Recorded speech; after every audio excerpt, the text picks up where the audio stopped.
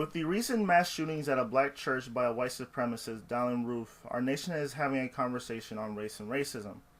And the Confederate flag is one of the symbols of racism at the forefront of this dialogue.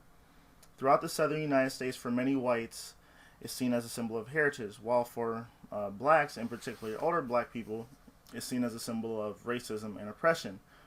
In South Carolina, where the shooting took place, the Confederate flag still flies over the government buildings, although there has been talk of removing it from government property. For many South Carolinians, the Confederate flag is seen as a symbol of their history. South Carolina was the first U.S. state to declare secession from the Union, and also South Carolina suffered 18,666 military deaths during the American Civil War, which was nearly 1/3 of the white male population of fighting age. There are basically two arguments used to defend the Confederate flag. One is that the Civil War was fought over states' rights and not over slavery. So they don't associate the Confederate flag with one of the worst forms of human oppression, which is slavery. Another argument that Confederate flag defenders will use is that the vast majority of white Southerners did not own slaves, and that, in fact, not even a fourth of white Southerners owned slaves, and most of them didn't own more than 10. Now let's start with debunking these two most common claims. The first claim is that they fought over states' rights and not slavery is outright laughable. To those who don't know how our political system works, we usually have 3 levels when it comes to lawmaking and governance. We have the local, or in cities what's called municipal. The next level is the state level. The highest level is the federal level. The Southerners wanted the mid-level or the state level to decide whether or not they were allowed to continue the institution of slavery. They saw that the federal level shouldn't weigh in on slavery. Also, on December 24th, 1860, delegates at South Carolina's Secession Convention adopted a declaration of immediate causes which induce and justify the secession of South Carolina from the Federal Union.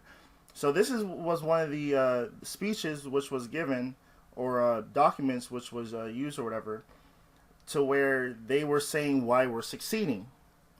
And this is what it said. It is noted an increasing hostility on part of the non-slave holding states to the institution of slavery. And South Carolina was the ringleader and the first state to succeed from the Union. And monkey see, monkey do, because Mississippi did the same thing.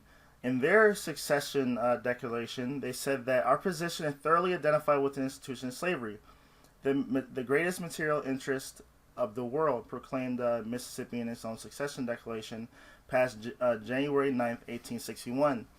It labor supplies the products which constitutes by the far the largest and most important portions of commerce of the earth. A blow to slavery is a blow at commerce and civilization. So here's another state that's pretty much saying that the reason we're leaving the United States of America is because we want to continue the institution of slavery. But then on the flip side, the southern states were vehemently opposed to states' rights when it came to northern states.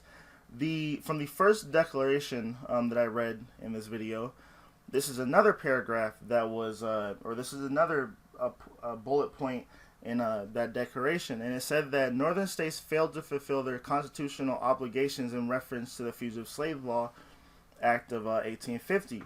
So they're pretty much saying that, you know, the northern states don't have a right to whether or not they want to oppose a federal law, because the Fugitive Slave Law of 1850 was a federal law used to capture runaway slaves in the northern states. And a lot of the northern states, a lot of the governors and the vast majority of the population, for the most part, didn't want to have to follow this federal law. So the southern states were opposed to states' rights when it negatively affected them. And to put the icing on the cake, I have a quote from the Vice President of the Confederacy explaining why the Southern states succeeded. The new Confederate Constitution has put at rest forever all the agitating questions relating to our peculiar institutions. African slavery as it exists among us the proper status of the Negro in our form of civilization. This was the immediate cause of the late rupture and present revolution of Jefferson's ideas. He's referring to Thomas Jefferson. However, were fundamentally wrong.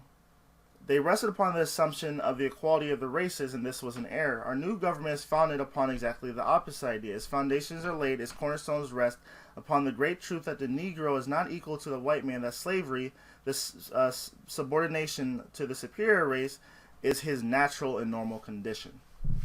It's pretty clear why they succeeded, because they wanted to continue the institution of slavery, and they felt that black people were not equal when it comes to white people. It's what their vice president said. I mean, it's just I can read quotes all day telling people why they succeeded, but then they want to say, oh, they fought over states' rights. They were fighting over the state right to decide whether or not they wanted to own slaves. It's pretty fucking clear. The next argument that a lot of Confederate flag defenders will try to use is that most Southerners didn't own slaves. Yes, this is true. 3/4 of the population weren't slave owners.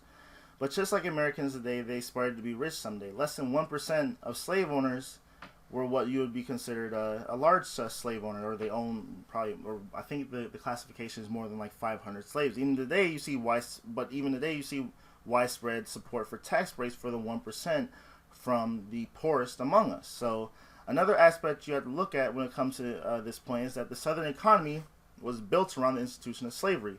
Slaves were worth more than all the manufacturing companies and railroads in the nation. In 1860 alone, the South produced almost 75% of all the U.S. exports, and just because the majority of Southern whites didn't own slaves doesn't mean that their livelihood wasn't based around slavery. Many were employed by slave owners to be overseers and other tasks that would only be seen as fit for a white person. So the vast majority of Southerners, and also the vast majority of Southerners, felt that blacks' right place in society were to be slaves and not to be equal with them, and making them equal would destroy what they felt was their way of life. So the supporters of the Confederate flag who say this is part of your Southern heritage, you're indeed correct. The same as Germans whose heritage includes Nazi Germany.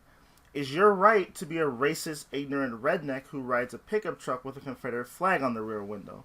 At least in Germany, they look back at the Nazi era and admit it was a mistake, and they actively make sure that history won't repeat itself.